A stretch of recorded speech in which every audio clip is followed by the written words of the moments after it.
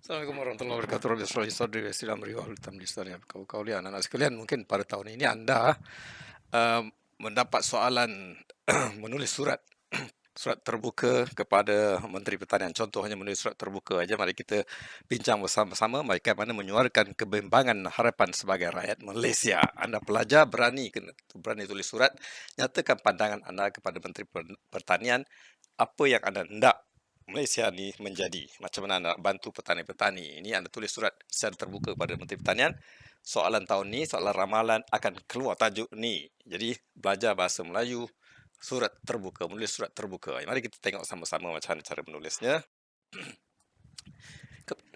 Kepada Yang Berhormat Datuk Seri Muhammad Sabu, Menteri Pertanian dan Industri Asas Tani, Industri Makanan Putrajaya. Yang berhormat, Assalamualaikum warahmatullahi wabarakatuh. Saya ingin mengambil kesempatan ini untuk menyuarakan kebimbangan dan harapan saya sebagai rakyat Malaysia, terutamanya dalam konteks pembangunan sektor pertanian dan peternakan. Sebagai seorang pemimpin yang penuh dedikasi dan berintegriti, saya yakin Yang Berhormat memiliki kemampuan untuk membawa transformasi positif kepada industri ini, terutamanya untuk kepentingan majoriti penduduk Malaysia ini, iaitu orang-orang Melayu yang kebanyakannya adalah petani. Ya. So, membawa konteks pembangunan peternakan. Macam mana Menteri, kita nak sarankan kepada Menteri membantu petani. Ya. Ini dia punya format jawapan penulisan. Ini contoh ya, anda boleh buat karang sendiri. Okey. Saudara Menteri, anda boleh kata saudara ataupun yang berhormat Menteri. So sekarang ni Perdana Menteri selalu suka gelar diri saudara, kita kata kita surat ni saudara, nampak mesra sikit. Saudara Menteri, kami menghargai usaha dan perubahan yang telah dijalankan sejauh ini, namun kami ingin mencadangkan beberapa langkah yang boleh diambil untuk meningkatkan prestasi dan pendapatan petani serta penternak di Malaysia.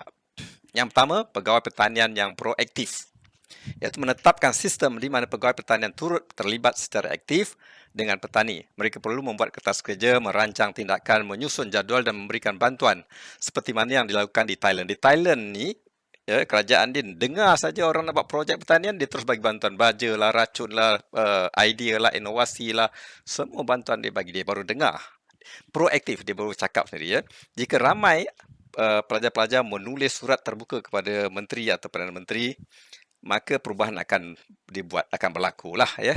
Anda berikan idea, kemudian mereka kena analisa idea anda, ya, sarana-sarana anda untuk mereka implementkan. Tugas mereka melaksanakan, ya, projek yang anda ataupun cadangan-cadangan anda. Bukan tugas mereka untuk bergaduh antara satu sama lain, tetapi tugas mereka adalah menyelesaikan masalah rakyat. Itu dia tugas menteri yang dilantik. Okey, yang kedua adalah penyelidikan dan inovasi, iaitu mendorong penyelidikan dan inovasi dalam sektor pertanian dan peternakan untuk meningkatkan produktiviti dan hasil tanaman serta ternakan. Macam mana inovasi itu? Yang kita cadangkan inovasi itu, banyak sangat inovasi dalam pertanian ini. Macam mana nak jadikan produk itu menjadi wow factor, iaitu menjimatkan masa, tenaga dan keuangan. Menjimatkan tenaga kerja, sumber. Ya. Projek kecil tapi hasil dia, pendapatan dia besar.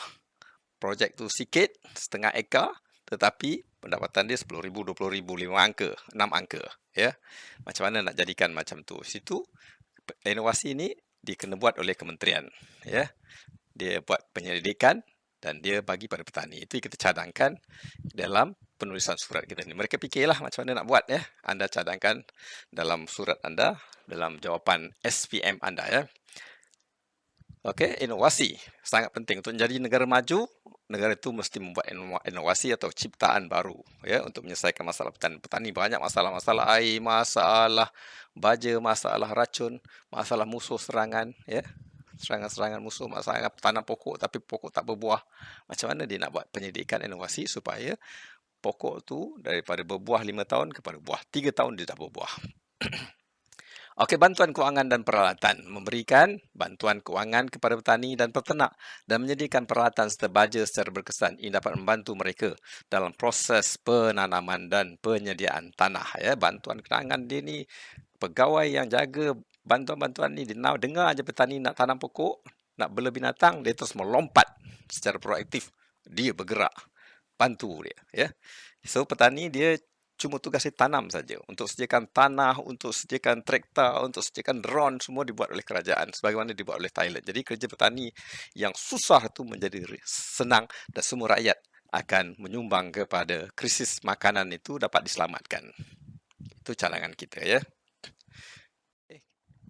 Penyelesaian kepada cabaran, menetapkan satu pegawai khas untuk setiap projek pertanian yang bertanggungjawab untuk mengenal pasti masalah, musuh dan cabaran yang dihadapi oleh petani-petani. Gunakan segala agensi termasuk MARDI untuk mencari jalan penyelesaian. Ya, bukan mereka memberikan masalah kepada petani dengan minta lesen, dengan banyak-banyak sekatan-sekatan tu, sekatan ni tak boleh buat, tapi mereka bantu supaya benda yang tak boleh buat menjadi boleh buat. Ya, petani adalah sumber makanan negara. Jadi kita kena bantu mereka untuk memberikan makanan kepada kita. Bukan memberi mereka masalah. Ya, kalau mereka dapati tanaman mereka, ternakan mereka mati, hantar doktor untuk selesaikan masalah itu. Jika pokok mereka tanam tidak membesar, tidak berbuah, bantu mereka. Ya, kalau baja tak ada, bagi baja, racun tak ada, bagi racun.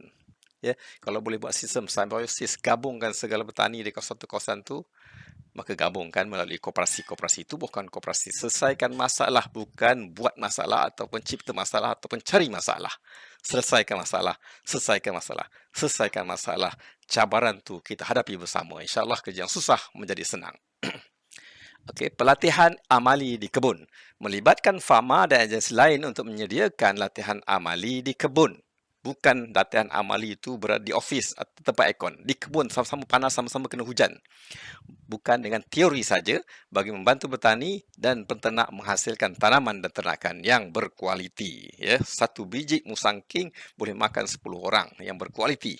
Ya, beras satu butir itu boleh mengenyangkan ramai orang. Kalau boleh buat ciptaan inovasi yang macam tu, amat terbaik. Ya, kita harap pada tahun 2024 ni satu inovasi pertanian yang hebat sebagaimana telah terciptanya kapal terbang yang mengubah kehidupan dunia daripada jauh kepada dekat. Begitu juga dengan terhebatnya ciptaan TV, telefon yang boleh berkomunikasi daripada dunia lain kepada dunia sekarang. Dalam pertanian pun ada inovasi yang hebat yang anda boleh ciptakan. Ya, berfikirlah sebab ramai dalam Kementerian Pertanian, ada profesor, ada doktor, ada universiti pertanian pun. Gunakan segala-galanya secara teratur, secara tersusun, secara bersistem, bahagikan kerja, orang ni buat ni, orang ni buat ni, orang ni buat ni, dan fokus kepada satu-satu sehingga berjaya. Fokus pada salah satu hingga berjaya, fokus satu-satu sehingga berjaya. InsyaAllah kementerian itu akan menjadi kementerian yang hebat. Pasaran dan pemasaran menggandakan usaha farma untuk memasarkan tanaman hasil petani secara lebih efektif dan membantu mereka mendapat harga yang adil. Sekarang ni harga dikawal oleh kartel-kartel. Ayam contohnya. Harga ayam, bila petani buat bela ayamnya, harga dia jadi terendah. Kemudian dedak mahal. Jadi macam mana petani nak dapat untung? Ya, dia boleh banyak-banyak dengan cabaran mati, bercabaran yang kos yang tinggi, ya, dia tak dapat untung, akhirnya penat saja. Yang ini kena diselesaikan oleh Kementerian Pendidikan. Okey, kena diselesaikan oleh menteri. Menteri kena kontrol kartel-kartel ni, ya, ataupun buat koperasi. Koperasi ini sendiri yang terdiri daripada petani-petani dan mereka menguasai A to Z dalam sistem tu. Kalau sistem ayam, A to Z, daripada makanan sampai dedak dia sampai ayam, sampai pasaran ayam, koperasi dibantu oleh farma sehingga mereka koperasi itu menjadi kartel. Bukan dia bergantung kepada kartel luar yang menekan mereka menaikkan harga dedak tetapi menurunkan harga hasil ayam yang dah matang. Begitu juga dengan pokok musang king, begitu juga dengan padi beras, ya.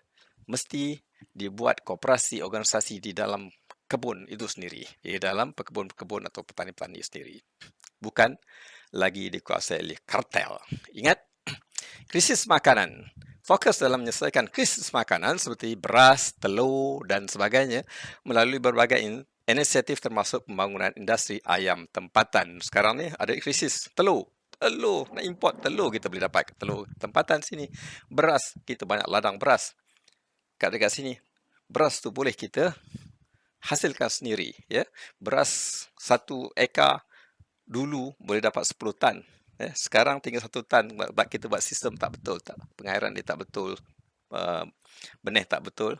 Jadi dapatkan sistem ekosistem yang baik supaya tanaman itu menjadi sikit punya tanah tetapi dapat hasil yang banyak.